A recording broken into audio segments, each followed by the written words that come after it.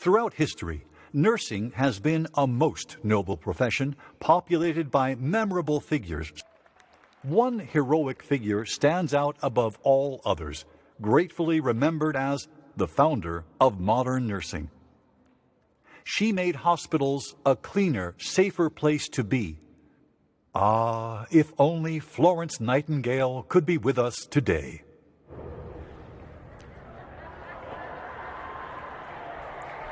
Oh, hello! Oh, why, I declare you look as surprised to see me as I am to be here. I asked my generous host, however did you arrange for me to arrive? They said, simple. There's an app for that. Curious. The last thing I recall, I was frolicking around heaven having a cracking good time when I received an invitation for a short visitation to Earth. Now, I must admit, I was not at first inclined to agree, and I mean no disrespect, but my heavenly body's a bit of all right if I do say so. You must understand. In heaven, my body is young and strong. It is pain-free. It's also a size 2. I don't know where they found this one, but these shoes, they are a welcomed addition. Oh, comfy. But then I heard that this would be a convocation, a celebration of 125 years of the American Nurses Association. Oh! Why, that was a different kettle of fish. Of course I had to be here. Oh, my friends. I know during these dark days, you have seen the Grim Reaper take his tremendous toll. And I recall in my own time, my own practice, what that was like. The date?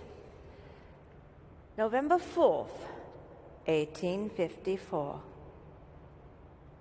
3,000 injured, lying in this barracks used as hospital, then miles and miles of fallen men.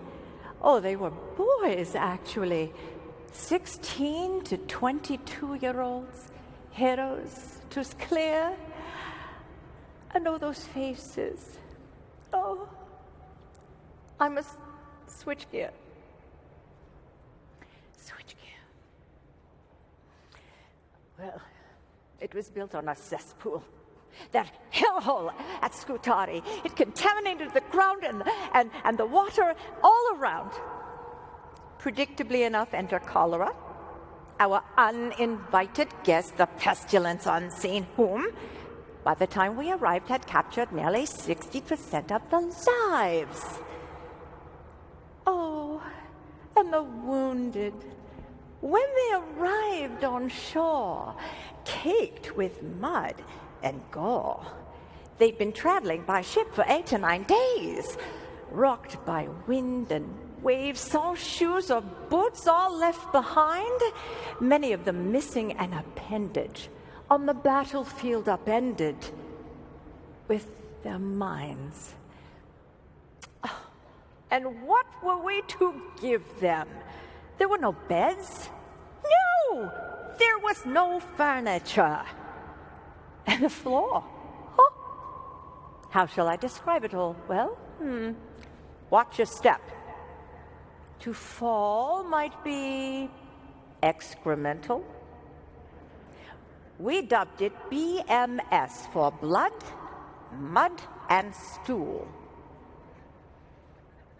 And there was no operating theater. No, not an operating table in sight. Amputations done on the ward in front of the men. There were no blankets or labels or morphine. Well, there was some chloroform, but on the known was rarely used. You see, the doctor said, in your haste it might be wasted. And I replied, only if you hypothesize that none will survive. Sadly, that assumption was generally correct. My friends, I know that we nurses are ever present at all the critical times, which is why, of course, it's so important for you to continue your education until the last day of your nursing lives. And that explains why you're here, to continue your education. So thank you. Thank you for that.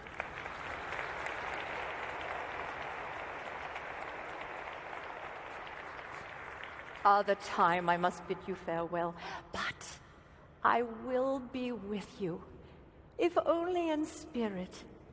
My blessings.